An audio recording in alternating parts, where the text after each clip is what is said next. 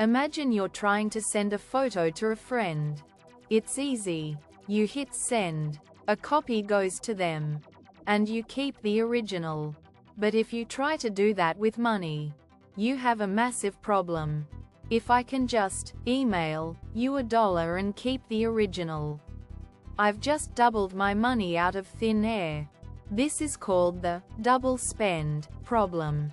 And for decades, it was the holy grail of computer science. Solving it is what gave birth to cryptocurrency. The story doesn't start with Bitcoin. It actually starts back in the 1980s with a man named David Chaum. He was a brilliant cryptographer who realized that as our lives moved online, we were trading our privacy for convenience. Every time you used a credit card, a bank knew exactly where you were and what you were buying. Chaum invented e-cash, a way to send digital money that was untraceable. It was brilliant, but it had a flaw. It still relied on a central company to verify the transactions. When his company, DigiCash, went bankrupt in the late 90s, the dream of digital cash seemingly died with it. But the cypherpunks, a group of privacy-focused activists and programmers, weren't done. Throughout the 90s and early 2000s, they kept trying. We had Wei Dai's B-Money and Nick Szabo's BitGold. These projects introduced the idea that you could create value by making a computer solve complex puzzles, something we now call proof of work. But these pioneers couldn't quite figure out how to get everyone's computer to agree on who owned what without a central boss. Then came 2008.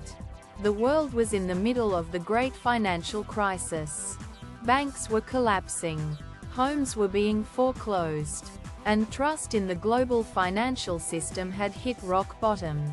It was in this chaotic atmosphere that a mysterious figure, or group, using the name Satoshi Nakamoto published a 9-page paper. Its title was simple: Bitcoin, a peer-to-peer electronic cash system. Satoshi's genius wasn't just one new invention. It was combining several old ones into a perfect machine. He took the proof of work idea from the 90s and linked it to a public ledger called a blockchain. Instead of one bank keeping the books, every computer on the network would have a copy. If I try to spend the same Bitcoin twice, the rest of the network sees that my book doesn't match theirs and rejects the transaction. No bank, no middleman, just code. On January 3, 2009, Satoshi mined the first block of Bitcoin, known as the Genesis block. Inside the code of that very first block, Satoshi hidden a message, a headline from the Times newspaper about a second bailout for banks. It was a clear signal. This wasn't just tech. It was a protest against the traditional financial system. For the first year, Bitcoin was basically worthless. It was a hobby for geeks and cryptographers. That changed on May 22, 2010. A programmer named Laszlo Hanyecz wanted to see if his internet money could buy something in the real world. He posted on a forum offering 10,000 bitcoins to anyone who would order him 2 large pizzas. At the time, those coins were worth about $40. Today, they'd be worth hundreds of millions of dollars.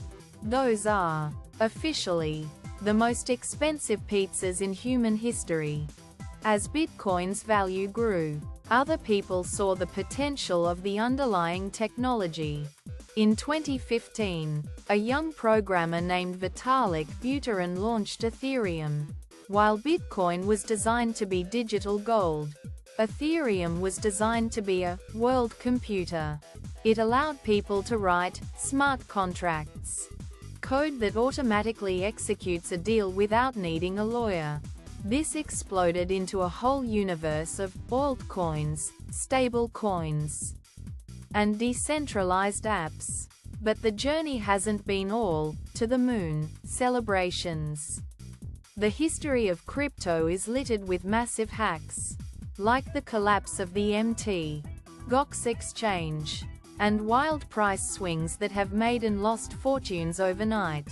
Governments have struggled to figure out how to tax it, regulate it, or even define it. Is it a currency? A commodity? A tech stock? The answer often depends on who you ask and what day it is. Despite the volatility, the core invention, the ability to transfer value globally, instantly, and without a central authority, remains one of the most significant shifts in the history of money. We've gone from gold coins to paper bills, to plastic cards, and now to strings of encrypted code. So, whether you think it's the future of finance or just a digital bubble, there's no denying that the invention of cryptocurrency has forced us to ask a fundamental question. What actually gives money its value? Is it a government's promise? Or is it the math? Does the idea of a currency without a government make you feel more secure? Or does the lack of a manager make you nervous? Thanks for watching.